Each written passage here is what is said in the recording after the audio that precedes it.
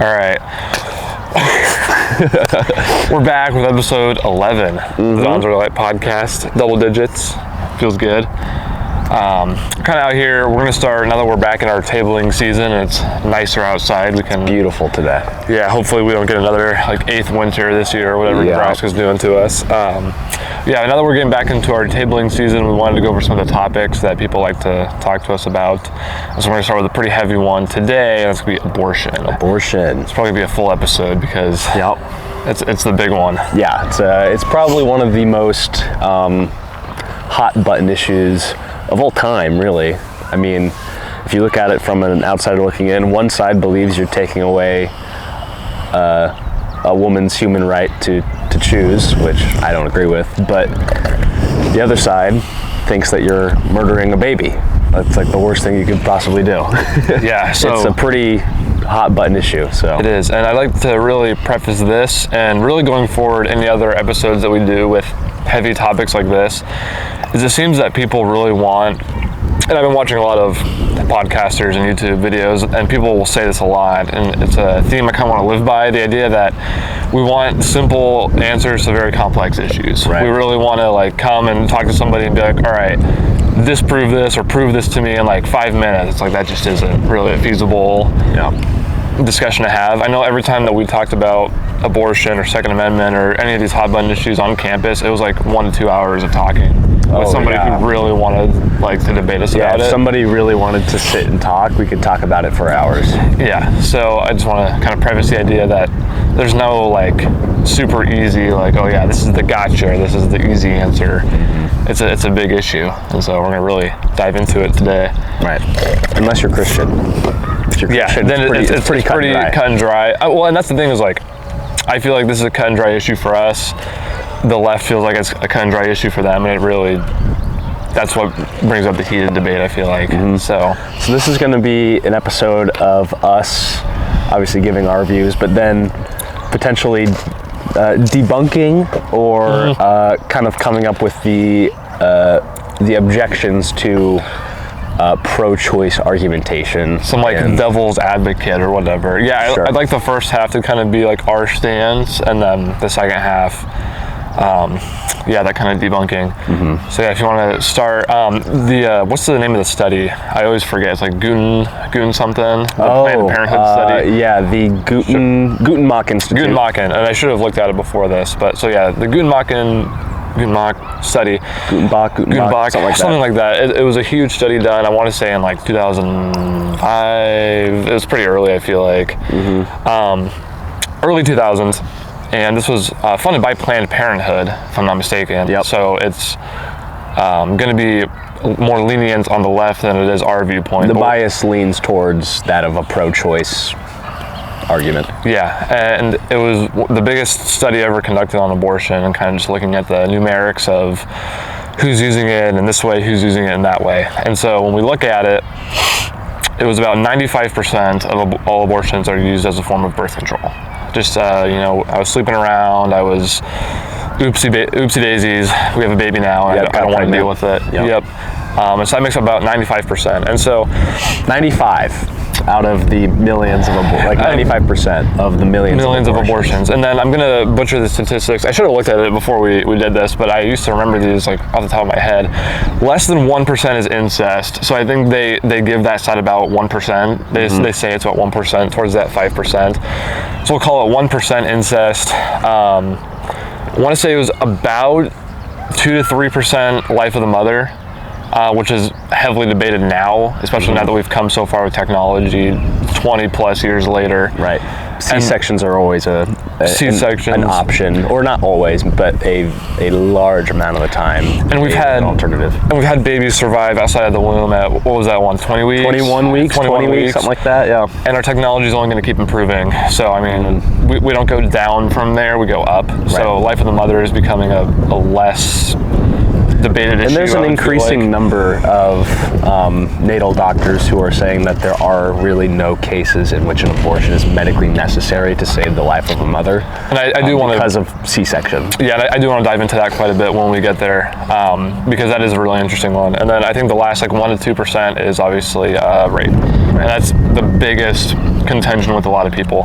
So I don't know, I always envision this as like a flow chart when I think about debating somebody or like having a conversation with somebody about abortion. So you think about the whole abortion issue, there's usually 3 sects of people that I envision that branch from it. You have people like myself and Cooper who are in this like branch of abortion is wrong in every circumstance. Like the life of the baby matters 100%. Then we have the other 2 sects, which is usually what we end up debating.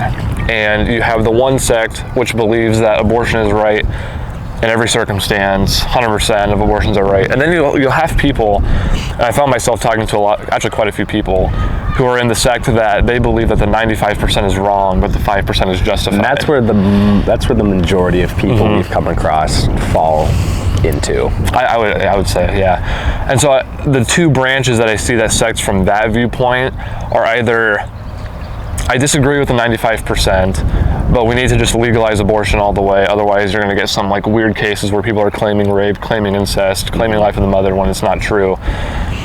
And then you have the other sect that's like, we should just outlaw the 95% and go case by case with the other 5%. And so that's where I'd like to start, because I feel like that's the more nuanced, or like that's where really a lot of people end up lying, is when you ask them like, can we just admit that like murdering kids because you were sleeping around and you accidentally had a kid is wrong? And they're like, yeah, that's fair. But now we're going to get into rape, incest, and life of the mother. I think that's where the meat of the argument lies. Yes, I agree. That's where a lot of people kind of have their hang-ups. And it really comes down to, what do you value more? Somebody's human rights in order to not be killed, or somebody's right to get rid of the consequence of a rape? And in my opinion, and while, I mean, raping somebody is one of the worst things that you can do to somebody. Like right up there with like murder and torture and, you know, all of these kind of very, very terrible things. Rape is a uniquely evil crime, also due to the fact that the trauma that can carry through a victim can even go through generations. And when you look at what comes out of these cases where a rape victim does get pregnant by their rapist, it's obviously one of the worst tragedies that somebody could be going through. And, you know, obviously my heart goes out to that person, but I don't think you can cross the line into taking the baby's life as a sort of remedy for your trauma. I don't think that you have the right to kill anybody in order to improve your mental well-being. My line is drawn before that. And I'll piggyback off that a little bit, because that's a really big point of contention in my mind, is like we don't allow murder anywhere else out of pure convenience, because something is smaller than you and it's convenient, you can kill it. We don't take that into account. And the example the example I guess I always like to bring up is, what's the difference between, you know, maybe a mother who got raped, and that's again very unfortunate, but her taking the life of that child, and then, you know, maybe a mother who's had a baby for a year and then gets a divorce and loses her job, you know, something tragic. Why is that different, taking that life than aborting the life before it's, you know, born? Or taking another step further, you have a child in a consensual way with somebody, and then that person later decides to rape you after that child's been born.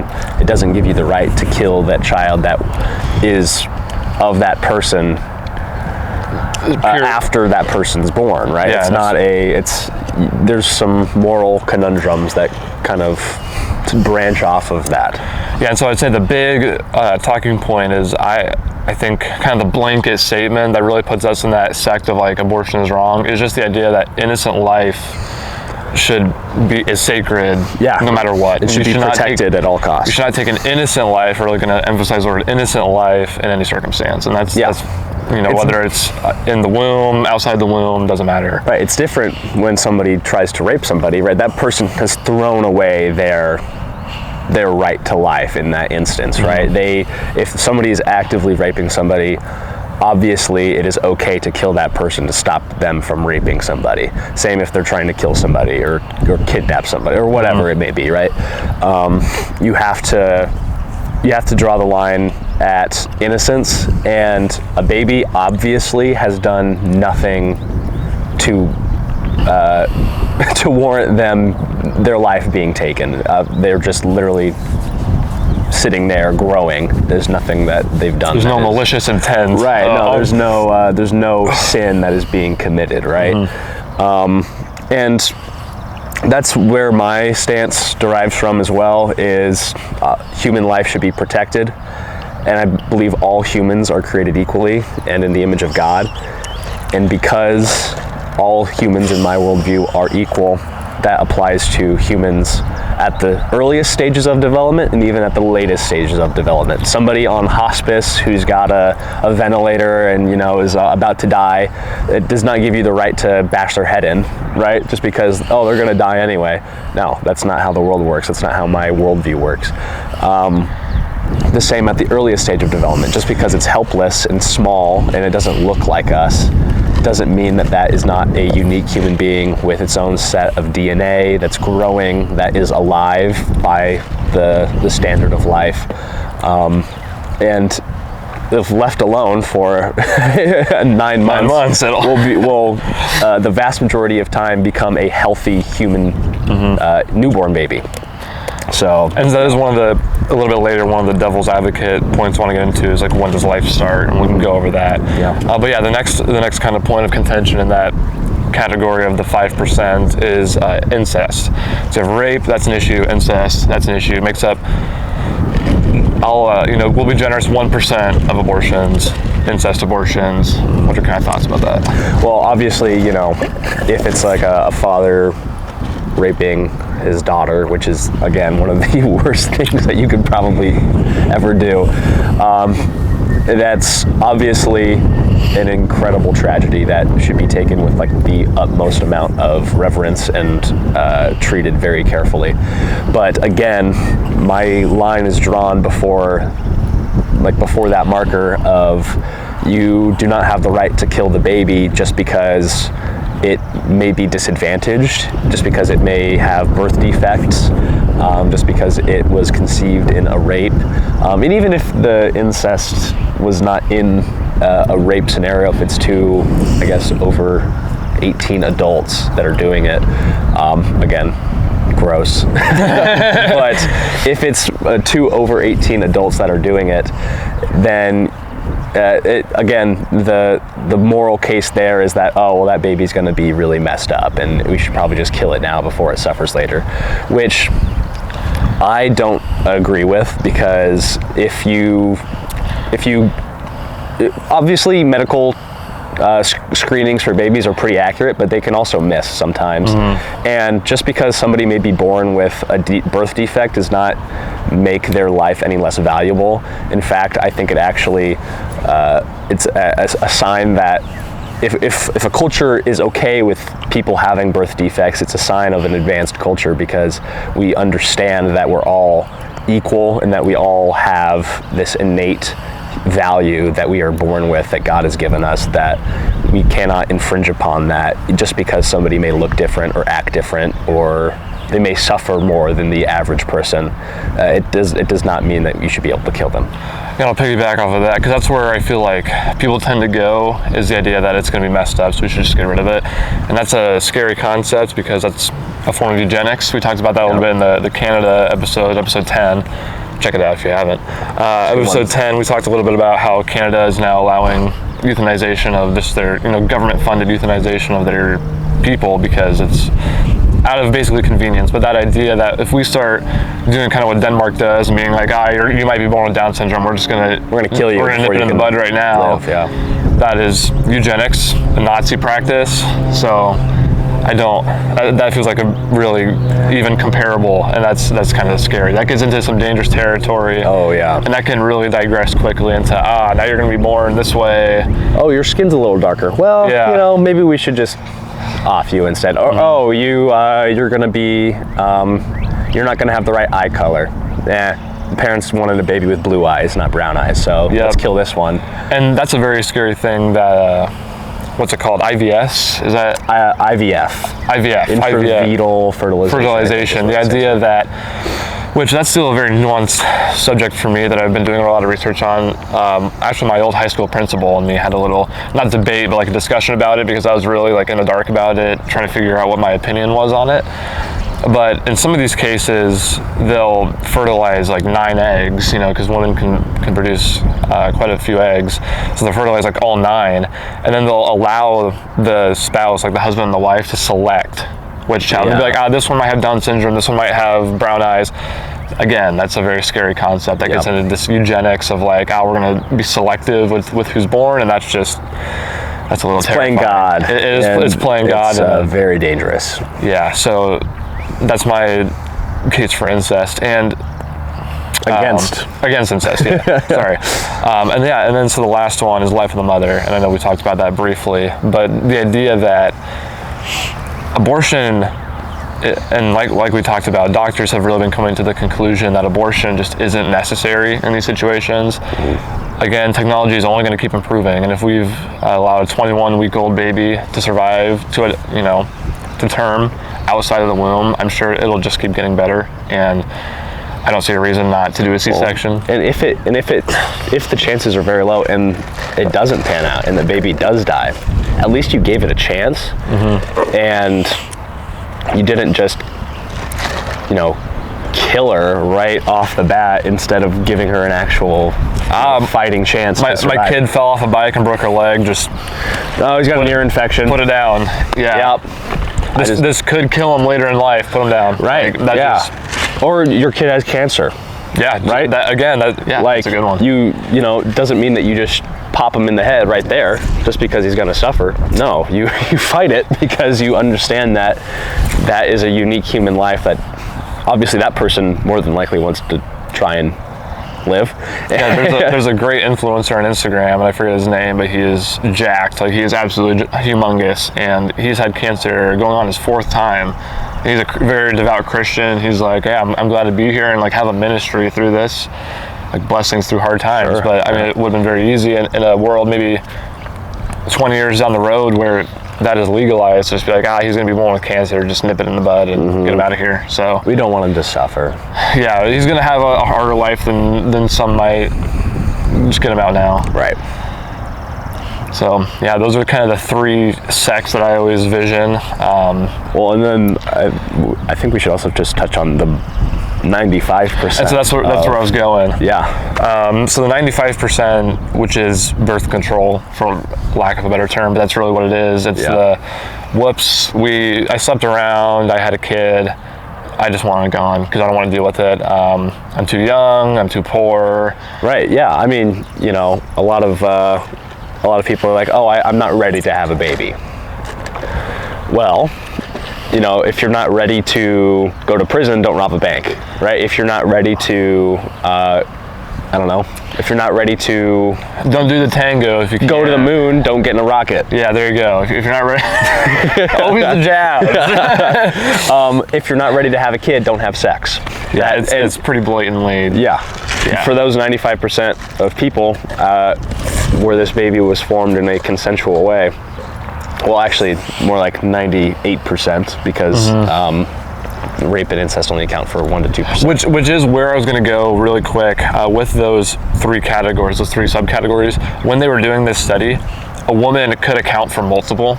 So, like, if a woman was underage, raped by her cousin, and she was like 12, then you're going to have complications with the delivery. So you're going to have life with the mother, and it was rape, and it was incest. Gotcha. So a lot of those numerics tend to be interwoven, which is really interesting in the sense that like it's probably even less than we imagine it. But still, I mean, 98% of the millions of abortions. 98% of abortions are inexcusable in my eyes, and I think you would agree. And just for the sake of clarity, like obviously we disagree with the fact that if you get pregnant in a consensual way, or even not in a consensual way, this is my belief, you can't just kill the baby out of your own drive, your own will, your own decision. That is not something that you have the right to do, especially in a consensual situation where you find out that you're pregnant. It's like, oh, I'm in college. I mean, I can't really have a baby right now, or else I'm gonna have to drop out and get a job and, you know, provide for this baby. Obviously, our worldview says that that is an evil decision if you choose to abort that baby. If you don't play stupid games, if you don't want to win stupid prizes, right? Don't have sex if you're not ready to take care of a baby. It's pretty simple, and there would be millions and millions of children running around this world if it weren't for the lack of that kind of perspective. It's the biggest genocide of our generation.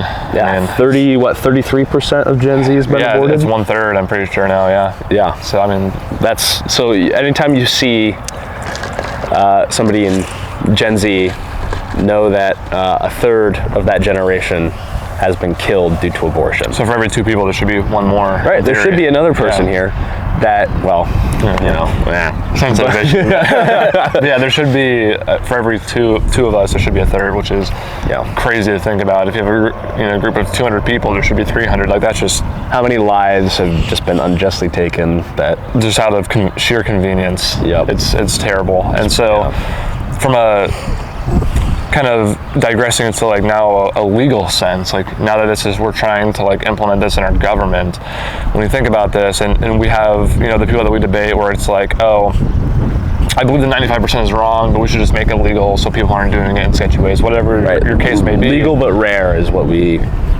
kind of a talking point.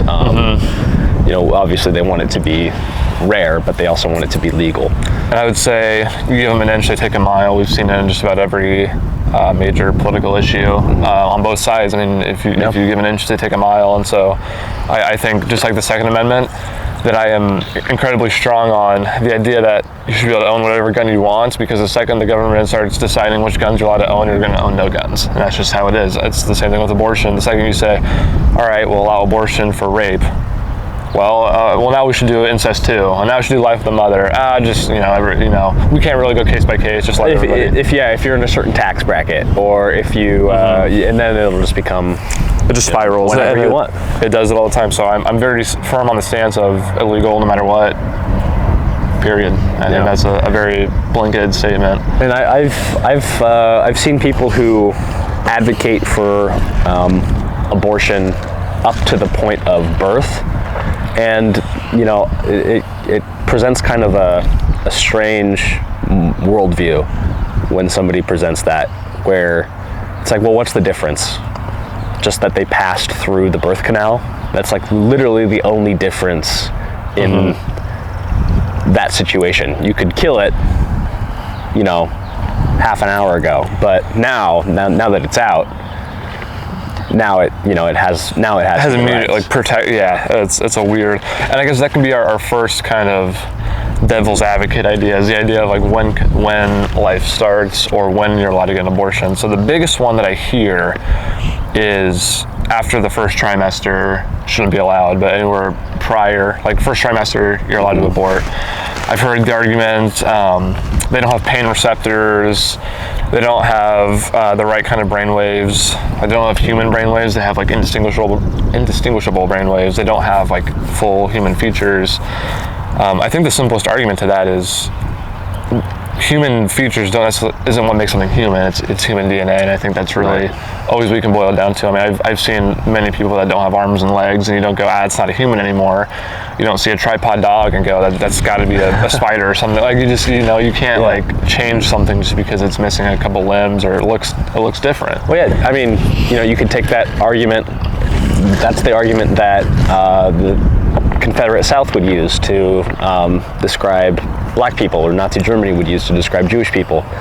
It's, they're not fully human. They're different. Like, they have black skin, or they have a big nose, or whatever. Like, you can't look at human value on such a superficial level. And I think that's what really starts. I can't remember if we talked about this before. We're 11 episodes in, I already forget. But the idea that like the dehumanizing language that people will use, and they use it for liberals, they use it for conservatives, they use it for people of different races, ethnicities, and for babies. I mean, if you start calling something a zygote, a fetus, Parasite, then you're going to look at it differently than if you call it a baby, which is another really big thing. If you say it's a parasite up until the first trimester, and then after that it's a baby, which is also, a little side note, also what really gets me is that there's no like liberal doctor defined like stance. There's not like, the doctors say after the first trimester, after the second trimester, like it's a no-go. It's always like everybody has their own opinion. I'm like, oh well, maybe if they have these certain brain waves, or maybe if they have toes, like that kind of thing. It always changes, and our stance is always very consistent of it's a baby. The second DNA combines. I mean, the second a unique strand of DNA is formed, the zinc spark. Yeah, it's a baby. Yep, there's a baby. There's call it what you want, fetus, zygote, a unique life form, 2-cell organism, right? There is a unique human life that has been created and is at the earliest stage of development. And like Cooper said, that when left in its natural habitat, quote unquote, it'll become functioning human after 9 months, and 99% of situations. So I think that's the biggest one. Oh yeah, absolutely.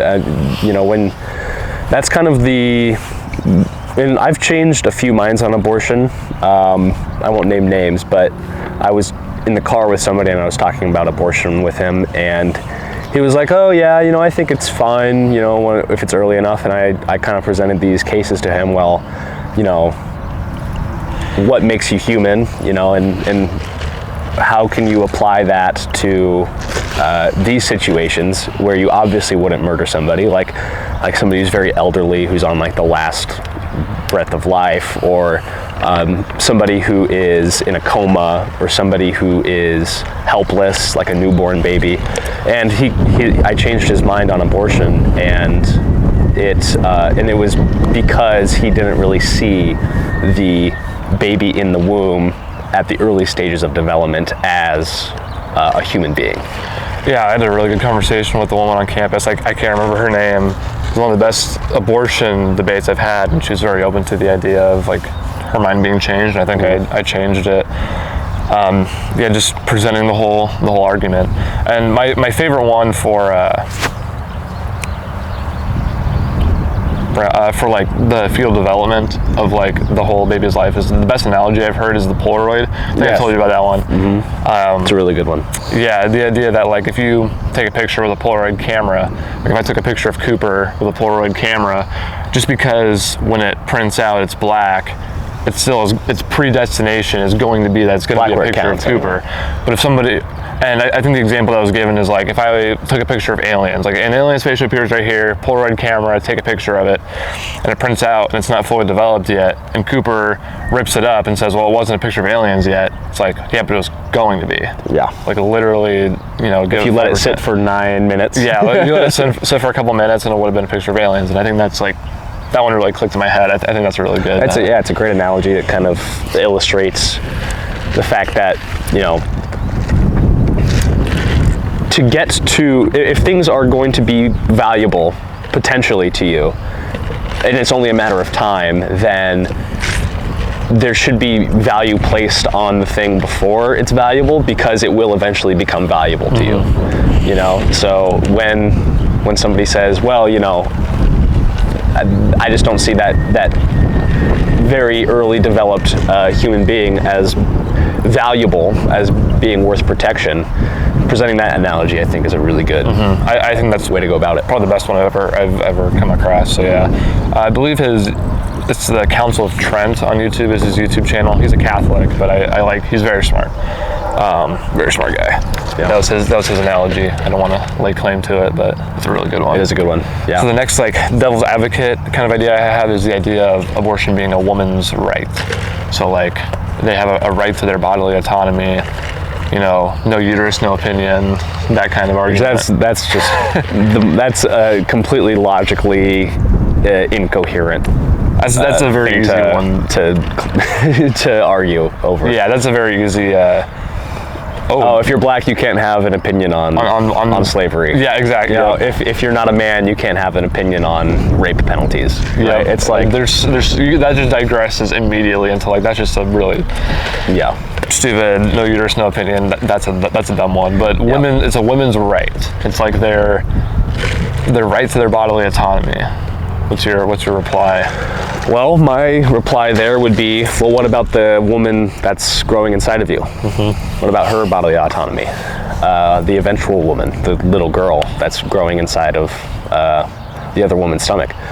What about the bodily autonomy of that human being? And then that will transition into the argument before. But obviously, right, we don't have the right to do whatever we want with our bodies, right? I can't assault Caleb with my body because I want to. That's a crime. I can't murder Caleb with my body if I want to, right? So just because something is occurring to your body, or you have an urge to do something with your body or to your body, doesn't mean that you have the right to do it.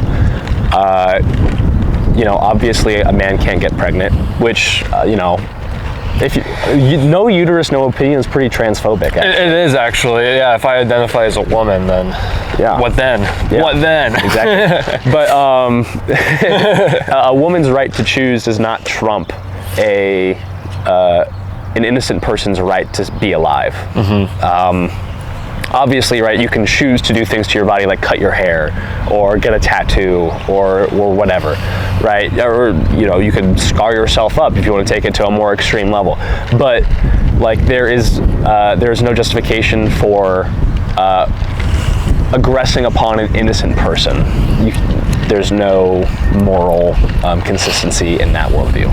Yeah, I agree. The next one I was just thinking about is, this comes up all the time, and I feel like this question comes up when somebody either realizes that they maybe are proven the other way, or maybe they don't have any arguments left. This one comes up quite a bit when people just want to disagree, or they just feel like they want to be right. The idea that, oh, well, you guys just care about the preborn baby, not the postborn baby. I feel like that comes up quite a bit, like the idea that, oh, you want the baby to be born, but then once it's born, it's like, off to the world. It's another logical fallacy. It is a logical fallacy. You can care about two things at once. It does not, you can add, just because I'm not using 24 hours of my day advocating for the end of wars in certain places, or the end of sex slavery, or the end of whatever moral wrong you are opposed to, does not mean that I actually don't care about it. That's a logical fallacy. I can't remember what it's called, but it's got a name. Paradox or something? Yeah, I can't remember what it's called, but you can care about two things or multiple things at once, and just because I'm advocating for the abolition of abortion does not mean that I would not be in favor of supporting babies this was a big after thing. They're born. Yeah, this was a big thing we were tabling because people kept bringing that up to me, and I eventually got to the point where I did a bunch of research on like foster care systems and adoption, because I was like, I need to have like the armament ready, because when people would say that, like, all right, then debate me on the foster care system and that stuff, and they're like, well, hold on, because they weren't expecting to have like the rebuttal. I was talking to this woman at UNO, and this abortion came up, and she was definitely on the pro-choice side. But she was like, well, what have you done for children that have been, or for children in foster care? Because she had been in foster care. And literally the night before that, I was watching two foster children from my friend's mom. They wanted to go to Lincoln to have a mother-daughter kind of day, and they asked me if I would be willing to watch them, and I absolutely accepted, and I watched Haley and Corey were their names, the two great children, and we watched Puff the Magic Dragon. That's great. That's great. The OG one too. Nice. Which is it's a great film. It's one of my favorites. But yeah, I mean, and that shut her down right away. But obviously that's not, I shut her down in the way of like an appeal to authority, or an appeal to like what you're representing, like an appeal to experience or something like that. Yeah, whatever that is. Where I should have just countered the claim at the root, which is that's logically inconsistent. It goes right back into just a logical fallacy. Okay, what have you done for the war in Ukraine? What have you done for the Right. What have you done for? What have you done for children with cancer? What have you done for rape victims? And Yeah. like all these, drug mules getting moved across the southern border? What have you done for? Any sort of injustice that you can think of. Like, just if you haven't, just because you're not advocating for that thing currently, or I guess advocating against that thing currently, does not mean that you're in support of that thing. Exactly. Yeah. Or that you can't support another thing. It's just that's such a stupid. It is, and I always feel like people bring it up when they realize that there's like no more roads to turn. Like they get to the dead end, they just go up, and it's like, whoa, that was a weird one. Or they just no clip into the ground. Yeah, they start like prop surfing with the gaze mod gun. Yeah, those are the big ones that I feel like get brought up. Do you have any ideas of like? Yeah. So another thing about abortion is, another argument that pro-choicers will make is that, a lot of abortions happen because they don't want the baby to grow up in a bad environment with maybe like drug use or low income, or the risk of like sexual assault or some of these kind of very bad things. And obviously, in a perfect world, we would never want somebody to ever have to go through that. But that does not mean that you kill them before they get the opportunity to even see what their situation is going to be like, right? Like if two drug junkies are going to have a baby, right, does not mean that you shoot the baby as it comes out of the womb, because you know that child's going to be more likely to get stuck with a needle in the trailer park, right? Mm-hmm. That's a completely illogical and inconsistent worldview. And because you wouldn't just shoot a toddler that's living in a drug addict's home, right? Mm-hmm. You would definitely do something else before you did that. And we have the last thing on the list. Yeah, we have like child protective services, and we have things in place for that. And I will say, I don't even think I can count on both hands the people that I've met and worked with, and friends that I've had. Like I had a really close friend who made a lot of mistakes, was into drugs and alcohol and whatever, and he had a kid, and he locked in like immediately. It was incredible. It was like a completely different person, and we hang out now all the time, and it's like, wow, that like the change. And I've worked with a couple of people, worked with a really good guy, and he was telling me the other day, he's like, oh yeah, I was really into like hardcore drugs, and then I had my first kid, and I was like done, clean, sober for like 11 years. Yeah. It's a real thing. I mean, people will have a kid and it changes their whole life, and so obviously that's not every single case, but it doesn't mean you just execute the baby because you think you might end up in a bad place. Yeah. At a more root level, like that child's human rights don't end at their tax bracket or their likelihood to get stuck with a needle or their likelihood to get sexually assaulted, right? Just because somebody's more has a higher proclivity to be exposed to these things does not mean that that person has less value than, say, somebody born in Downton Abbey or the royal family, right? And I will say, it's a real thing. I'm going to try to sound not like too harsh about the topic, but the idea that people that grow up in harsher environments, a lot of the times tend to be a lot better than people that grow up in like, perfect, like, yes. It builds character. It does. I've met my fair share of like rich brats and entitled people, and you look at them and you think like, my parents were maybe a little bit harder on me, but I'm glad now because I didn't end up like that. And it's the same concept where you might grow up in a really harsh situation, but that can really pressure makes diamonds. Yes, that's always the idea that you can still have a good outcome. Think of people who were born into poverty or born into bad situations and how great they've become.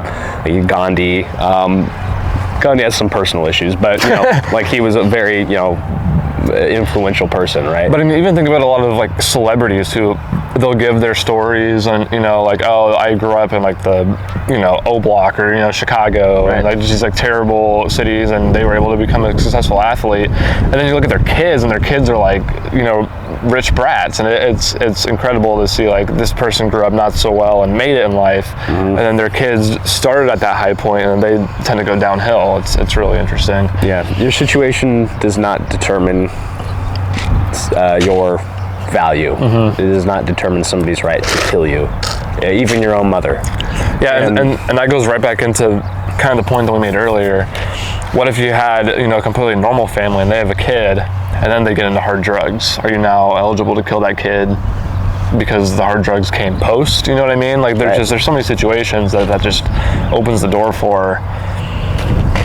It all kind of stems back to when do you place human rights on the child growing, right? And from our worldview, it's right at the beginning.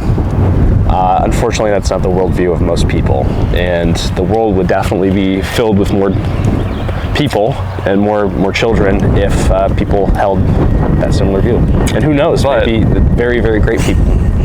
Yeah, but having this conversation, I feel like is incredibly important because, like we've said, we've already changed possibly a couple minds on the idea, and I think that if people really hear the full argument from beginning to end, like no yelling, no like, you're just wrong and I got you because of this one case in 1948 where the woman died because she having like whatever. Like you really sit down and have like the honest debate. I think a lot of people come to the idea that like, oh, maybe the social media influencer who's saying abortion's right because women's rights wasn't right. So well, and abortion is a topic that I've actually changed the most minds about because I feel like this is one of the few political issues that, in my opinion, is pretty black and white. And obviously there's those gray areas, right, with rape and incest, but those make up 1 to 2% of all abortions, right? So when you look at a lot of political issues that we debate, it's not common that we change minds. It's more common that we just kind of give each other's opinions, and maybe a little ground is gained here and a little ground is lost here, but it doesn't. Our minds aren't usually flipped. But this one, I can never see my mind flipping on, and I've only ever really seen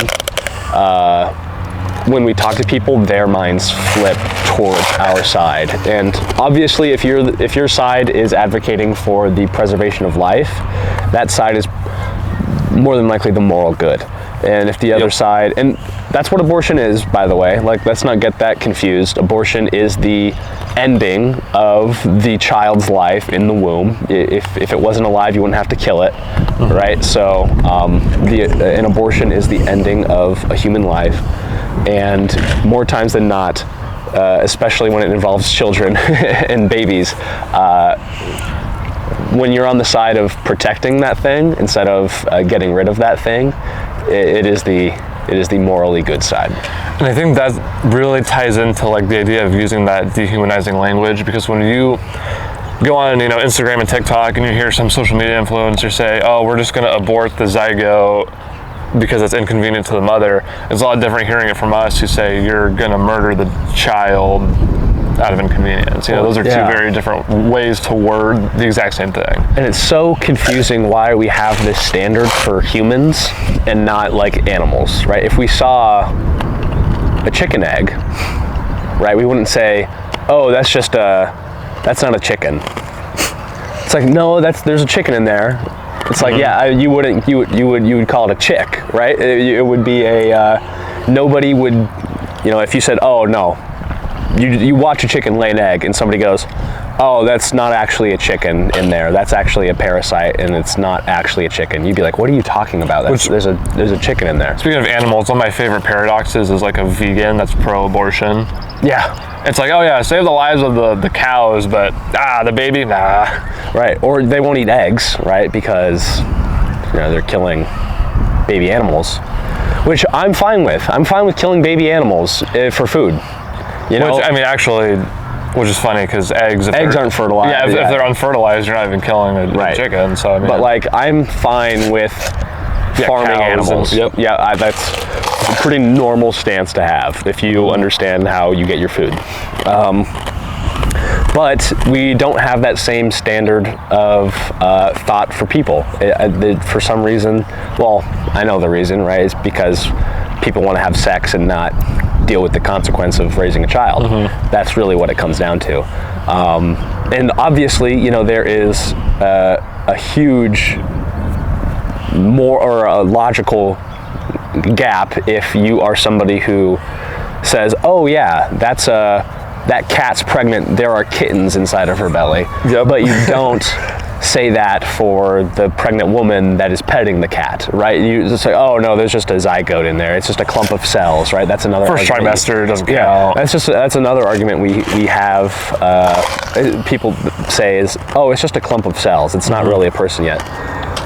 Well, you're a clump of cells. The Earth is a clump of cells. We're all a clump of cells. Yeah, everything is a clump of cells. It's just more cells that can do more complex things than other cells, right? Like that's again an illogical stance to take when it comes to the morality of the situation. There's no moral qualifier in the amount of cells you have, right? Just because I'm taller than Caleb does not mean I'm worth more than, I know, I'm sorry.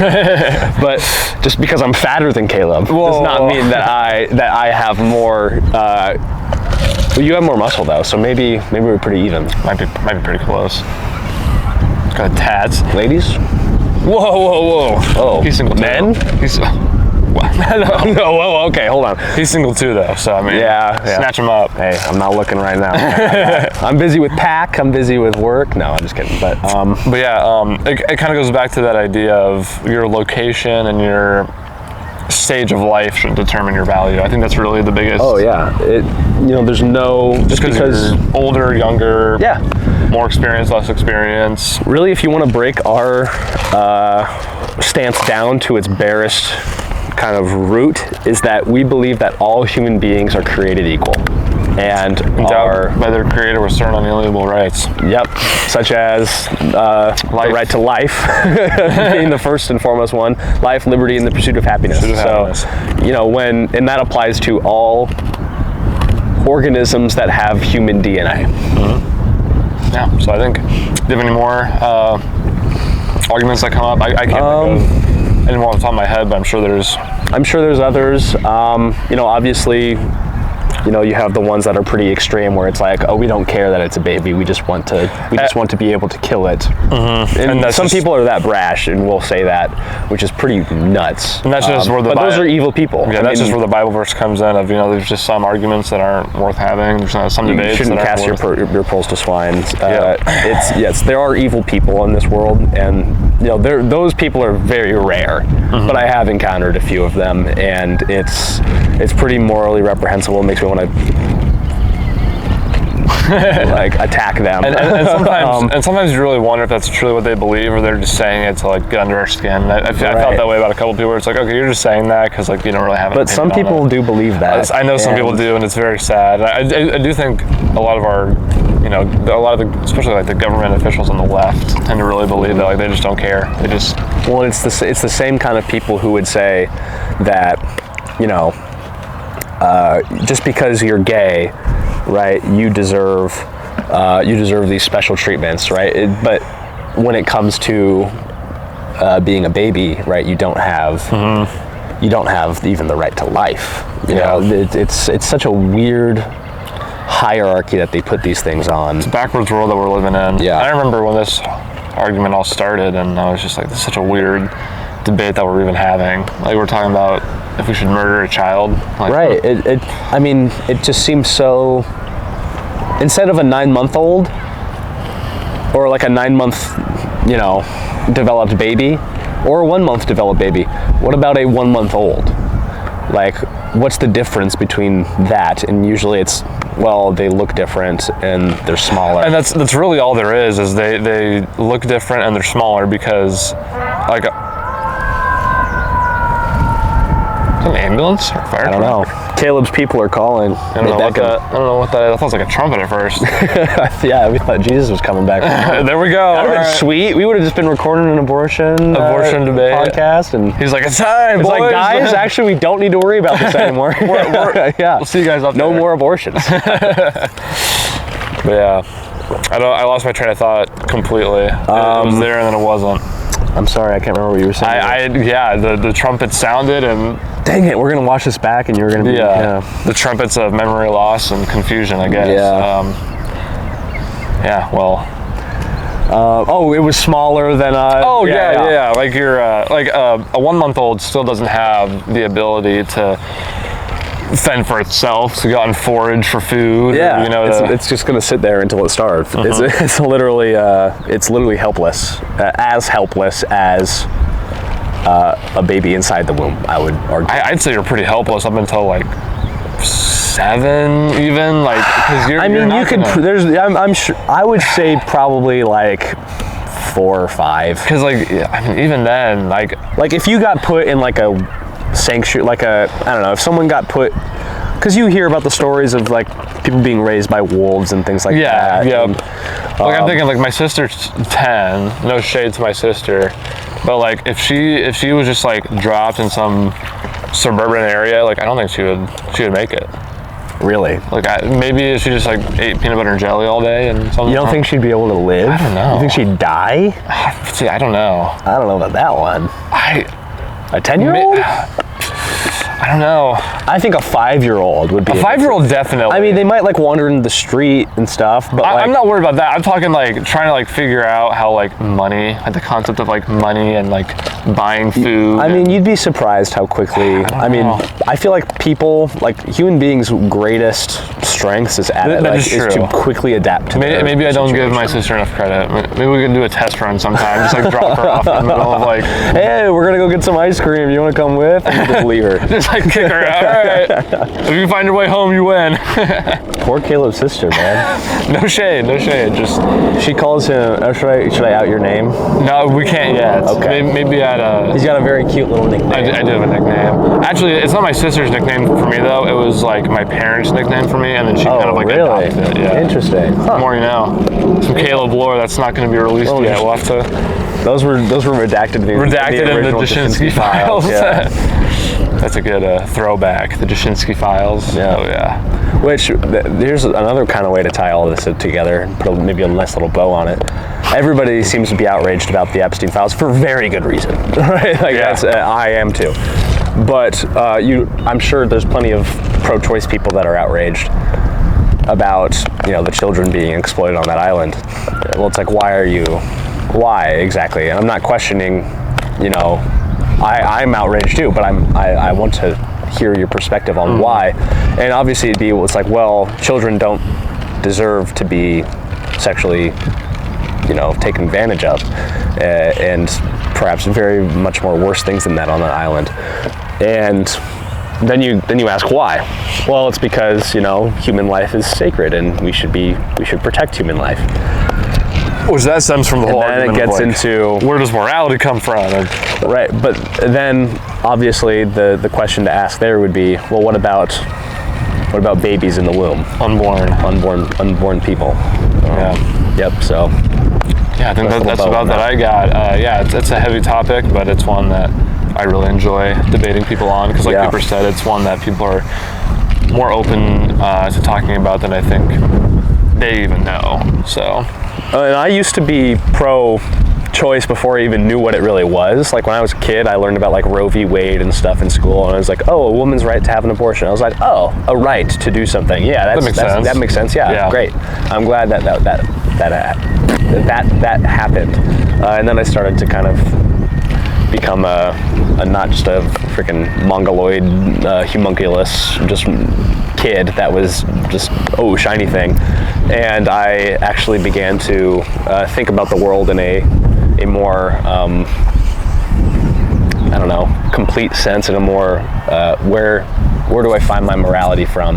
Then I began to kind of look at abortion from a more objective point of view, and I had my mind changed. Which is a very good point, because I think there are a lot of people in our generation, I think millennials especially, that you say the P word, politics, and they kind of just curl into a ball in the corner, and they're just like, I don't want to talk about it, like I just and I was like that. I was pretty averse to politics for a long time. I was too, and I think what happens is when you're like that, you tend to just lean towards the liberal side, because you're like, woman's right. It sounds nice. Yeah, woman's right. That sounds great. Yeah, why don't we want women to have rights? And then you dive into it and you're like, oh, to kill people? Okay, maybe not. Yeah. So, yeah. Not just people. Babies. Like the most innocent among us. Killing babies. And that's another thing, is like we're throughout all time protecting like people that can't protect themselves has been such like a human thing. Like I feel like that's human nature to like stand up for the one that can't.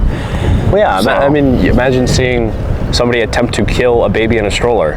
Like you would try your absolute hardest to stop that person from doing Like that, and outrage. there wouldn't even be a thought about it, right? It would literally, something inside of you just takes over and drives you into that action.